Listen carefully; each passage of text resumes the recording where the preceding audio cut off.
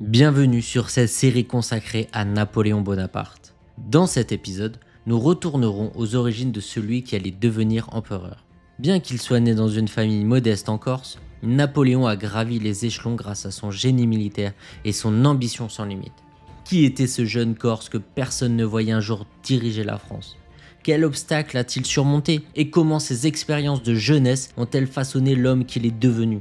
Découvrons ensemble les premiers pas d'un futur empereur, son ascension et les événements marquants qui l'ont mis sur la voie de la grandeur.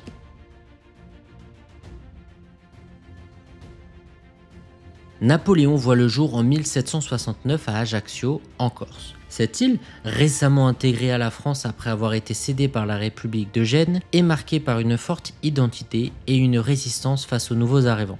Napoléon, qui se sent d'abord corse, grandit avec l'influence de ce passé d'indépendance, de lutte et de fierté insulaire. Son père, Carlo Buonaparte, est un homme ambitieux qui, bien que d'abord allié au nationaliste corse Pascal Paoli, décide de se rallier à la France. Ce choix ouvre à la famille Bonaparte les portes des écoles françaises et permet à Napoléon de partir pour le continent.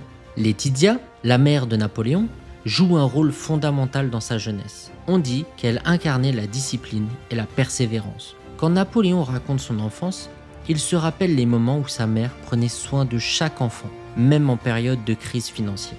L'anecdote veut qu'elle l'ait encouragé à ne jamais plier face aux critiques de ses camarades qui le surnommaient parfois le petit Corse. Il en tirera une grande force de caractère et une détermination à toute épreuve.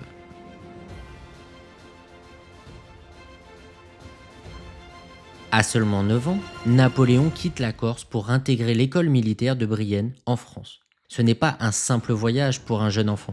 Il découvre un pays dont il ne parle même pas la langue parfaitement. À Brienne, ses camarades se moquent de son accent et de ses manières insulaires. Isolé, Napoléon se plonge dans les études. Une anecdote raconte qu'à Brienne, il demandait à ses professeurs des manuels supplémentaires, au-delà de ce qui était requis pour comprendre la stratégie militaire. Ce sérieux lui vaut l'admiration de quelques supérieurs. Rapidement, Napoléon montre un talent exceptionnel en mathématiques et en stratégie militaire, ce qui lui permet d'entrer à l'école militaire de Paris.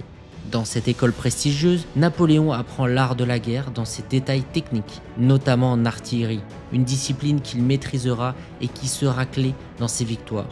En 1789, à seulement 16 ans, il obtient le grade de lieutenant d'artillerie. Ce grade précoce, exceptionnel pour son âge, témoigne déjà de son génie militaire. Pendant cette période, il passe des heures à dessiner des cartes, à étudier les mouvements de troupes et même à critiquer les stratégies de ses supérieurs qu'il estime trop rigides. Une autre anecdote témoigne de son ambition. Il aurait déclaré à l'un de ses instructeurs qu'il voulait un jour changer la France. Ses camarades l'ont souvent décrit comme impénétrable et solitaire, mais avec une détermination qui ne laisse aucune place au doute. Cet objectif grandit en lui. Et il comprend très tôt que la Révolution française, alors imminente, pourrait être la clé de son destin.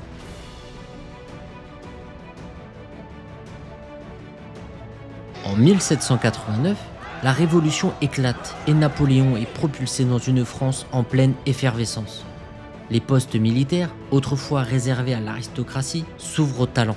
Napoléon, ambitieux et déterminé, voit dans cette période chaotique une opportunité en or. Mais avant d'atteindre la gloire, il doit prouver sa valeur et c'est lors du siège de Toulon en 1793 qu'il le fera. La ville de Toulon est alors aux mains des royalistes soutenus par la flotte britannique. Les troupes françaises peinent à reprendre le port, jusqu'à ce qu'un jeune officier d'artillerie propose un plan audacieux. C'est Napoléon. Sa stratégie consiste à attaquer directement les positions britanniques, forçant leur retraite. Grâce à ce plan, les troupes françaises remportent la victoire et Toulon est reprise. Ce fait d'armes fait de Napoléon un héros et il est promu général de brigade à seulement 24 ans. C'est une ascension fulgurante qui attire les regards sur lui. Une anecdote raconte que, suite à cette victoire, l'un de ses supérieurs aurait déclaré « Cet homme ira loin si personne ne l'arrête ». Après Toulon, Napoléon s'impose progressivement comme un leader. Il se lie avec des figures de la Révolution, mais reste avant tout un homme de terrain. Impatient de montrer sa valeur, il écrit alors des lettres aux chefs révolutionnaires pour défendre l'importance de l'artillerie, soulignant que la puissance de feu est la clé de la victoire. Sa passion pour l'art de la guerre et son talent le rendent indispensable. et il comprend l'importance d'allier habilement politique et militaire.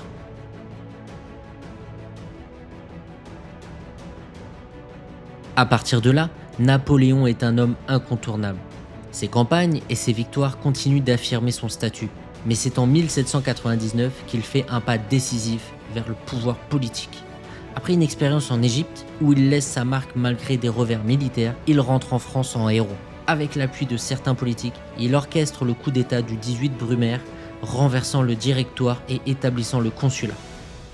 Devenu premier consul, Napoléon se place à la tête de la France et entame une série de réformes pour stabiliser le pays.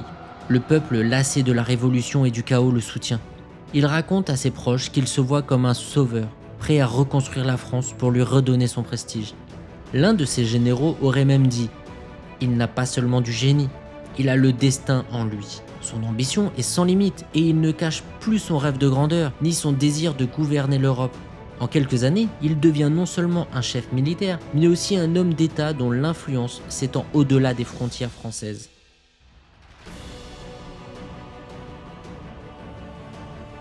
Cette première étape de notre série sur Napoléon nous montre comment, de ses origines modestes jusqu'à son ascension au pouvoir, il a utilisé son talent et son ambition pour se hisser au sommet. De Toulon au coup d'État, Napoléon a saisi chaque opportunité pour façonner son destin. Mais son histoire ne s'arrête pas là. Dans le prochain épisode, nous plongerons dans les batailles emblématiques qui ont forgé sa légende en Europe. Comment Napoléon s'est-il imposé comme un conquérant? Quelle stratégie a-t-il inventée pour défier les grandes puissances? Restez avec nous pour suivre cet incroyable parcours.